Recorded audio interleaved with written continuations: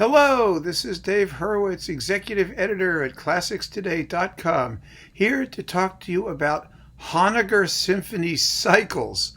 Now, there aren't many of them, so this will be easy to get through, even though there are many, many recordings of the individual symphonies. Honegger wrote 5 symphonies, and they're all relatively mature works, and they are a very highly differentiated bunch. And it's very, very interesting that so few conductors have tried to take on cycles of all 5, although this may be also a function of the willingness of record labels to record them. And that's always a big issue. With Honegger particularly, is a composer whose music hovers on the fringes of the repertoire, even though there's really quite a bit of it, and it's of extremely high quality. He was a very, very fine composer, but there are a lot of works that aren't well known at all, and only a couple that have achieved anything like the kind of regular exposure that they deserve. And even those, we don't hear them very often in concert. I can't remember the last time a work by Honegger was performed live in concert. And they're fun and they're wonderful. They're terrific pieces. But he had a character of his own. He was a member of that Parisian group of composers called Les Six that was famous for their humor and wit and Dadaist approach to things. And Honegger wasn't like that at all. Honegger was into Bach chorales. He was a very, very serious composer who in fact sort of died of depression after World War II. He had a very, very, very intense aesthetic, and his music was rugged and often dissonant and chromatic and highly contrapuntal and not terribly French sounding at all in some ways, maybe because he was Swiss. I don't know. But maybe for that reason, he doesn't get sort of lumped in with all of the other French composers, and he doesn't get the same kind of exposure that labels doing French music would, ordinarily do. My cat just took off in front of me here. Anyway, let's talk about Honegger symphony cycles. So there are basically 3 that we need to consider, and only one of them is really worth considering in detail because it's so much better than all the others. The first, of course, was Michel Plasson with his Toulouse Orchestra on EMI. Now, nothing Plasson did was really bad, and very little that he did was really great. He was at his best in his vocal music recordings, usually, his operas and oratorios and those unusual works where he was able to get very good singers and do some extraordinary work. But in symphonic music, the frailties of that orchestra sort of come to the fore and make them less enjoyable as recordings. And his Honegger symphonies are no exception. They're pretty good. They really are, but are they special? Is the orchestra terrific? Are the sonics superb? Is there something there that's going to make us sit up and really take notice? The answer is no, unfortunately. Next came Charles Dutoit with the Bavarian Radio Symphony Orchestra on Erato. This is not bad either, but the orchestra is clearly unfamiliar with the music, and Dutoit himself doesn't seem to be terribly engaged.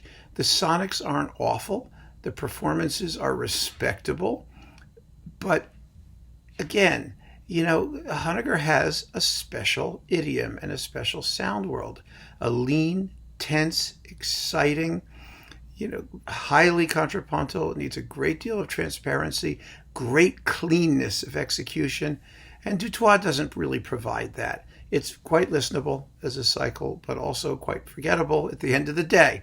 Now, there are, of course, wonderful, wonderful individual discs of Honegger symphonies. The second symphony, for example, is for strings with an optional trumpet part at the end, which Plasson doesn't use, which he really ought to. And that was a specialty of Charles Munch, for example, who recorded it twice, once in Boston and then again in France at the end of his life. Karajan did a stunning Honegger second and Honegger third. The third is the liturgique. Each movement has a requiem Latin superscript, And it's a fabulous piece. My God, the first movement sounds like, sort of like the soundtrack of Jaws. You know, it goes it's wonderful. And each movement is united by, you know, what you might call the peace theme, which is da bum bum ba ba bum bum bum bum. It's a triadic motive that comes back in the piccolo at the very, very end of the symphony, after the whole thing has self-destructed in what is almost quite literally a nuclear holocaust. It's a fantastic work. It's the one that gets played probably the most frequently, at least by full orchestras, because the other is a string orchestra. But it's Paul Zacher again in the Basel Chamber Orchestra at work, who also commissioned the Fourth Symphony, which is subtitled The Delights of Basel. And it uses Swiss folk songs, but again, in a very highly contrapuntal and interesting way. I mean, there's an episode toward the end of the first movement, which is, you know, with the bells of Basel going off in the glockenspiel and a contrapuntal underlay running through it. It's like no other music in the world. It's fabulous music, but again, very, very seldom performed. Very seldom. Now that leaves us with the first and the fifth on sort of the outskirts of the symphonic cycle. The first was the Boston Symphony Orchestra Commission, as I mentioned, and it's marvelous. I just don't understand why no one ever plays it. Probably because it ends quietly. That's my only guess. It's jazz influenced. It's just terrific. I mean, my God, it's fun. I love the last movement. It has this da da da da da da ba ba da da da ba ba da da da ba ba ba ba ba ba ba ba ba ba ba ba ba. It's clearly influenced by Dukas, the Sorcerer's Apprentice. You know, it's just fantastic. No one plays it. No one plays it at all, ever. It's really depressing. And speaking of depressing, there's the Fifth Symphony. That has a subtitle too, The Three Ds. And it's called that because each movement ends with a solo piano tap on the timpani on the note D. And that is the only thing the timpani does in the entire symphony.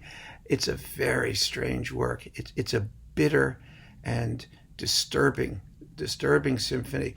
And it ends quietly.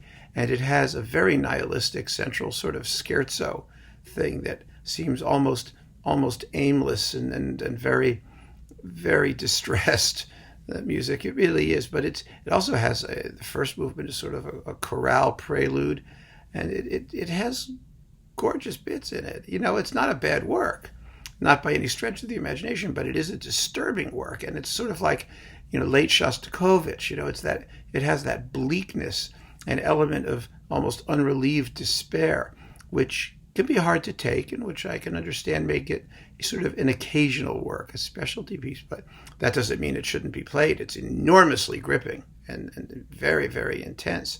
And it's not that long either. It's 25 minutes or so.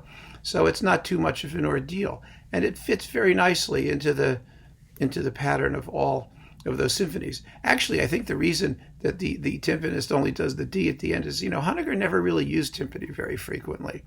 He didn't like them, and the reason he didn't like them is because I think he felt that their limitations got in the way of the free-flowing contrapuntal textures that he was always exploiting in his orchestral works. So out went the timpani, but he used bass drums, he used other things and percussion. And, you know, his scores are interesting to look at. I enjoy them.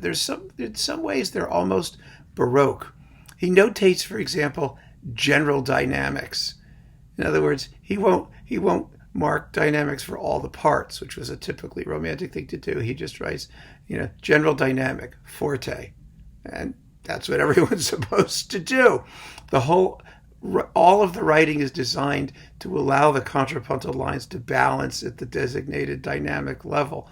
And so while he will, of course, you know, indicate special effects and individual lines where he needs them, in general, his writing is almost neo-Baroque. It's very, very interesting. It really is. And educational to look at the score and see from the notational conventions what they tell you about the composer. But let's talk about the great symphony cycle. There's only one. There's only ever been one. Some of you in the comments section have mentioned it already in other contexts. You know what it is. Here it is. Serge Baudo with the Czech Philharmonic. This is the great, great Honegger symphony cycle. There is no reason to worry about any of the other ones if you have this one. It was well recorded in its day. It's, good stereo. Czech Philharmonic was absolutely at its peak. Baudo was a fantastic conductor in this repertoire. And you also get a few short works. You get Pacific 231, Honegger's most famous little symphonic poem about a train. It's the evocation of a train going along. And the Mouvement Symphonique No. 3, which nobody ever plays because it doesn't have a title, and it happens to be a terrific piece of music. And finally, the Prelude for the Tempest of Shakespeare, which is just insane. I mean, it's a completely wild, atonal, stormy, crazy, nutty. I mean, it's completely out there and great fun. And it's only about like 5 minutes long, but the music just goes completely nuts for 5 minutes. And those are modern digital recordings, because Baudo came back to the Czech Philharmonic and remade a few Honegger bits later on. But if you're going to get the Honegger symphonies, this is still available. I made sure before I did this video. It's 2 discs at a very reasonable price.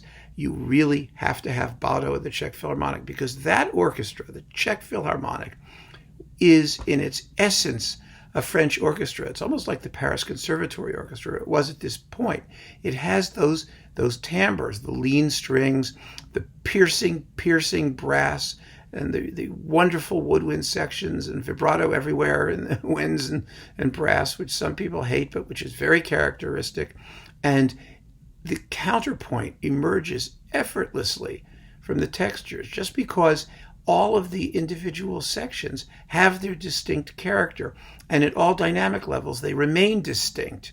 And so you can really hear what's going on in the music without the conductor having to strain, without, all kinds of odd manipulations and without excessive blend. It's kind of amazing when you think about it that Karajan was able to do such a good job given his predilections in Honegger. But it's, the counterpoint has to make you feel, it has to make you want to go for it, to really allow the music in all of its busyness and motoric rhythmic energy to make its best effect. And some conductors have a feel for it and some don't. Karajan had a feel for it in that respect, and so does Serge Baudo. And the Czech Philharmonic plays magnificently. And, this is one of those sleeper sets that most people don't even know exist and probably didn't even care and would pass over. Do not. It is admirable of Supraphon to have left this set in print for as long as they have, and it's still out there because it's still the best. It's simply the best in Honegger symphonies. So get Serge Baudo, the Czech Philharmonic. Keep listening to your Honegger symphonies. Thank you so much for joining me, and if you enjoyed this chat, please subscribe to my YouTube channel. There's a lot more coming. Take care.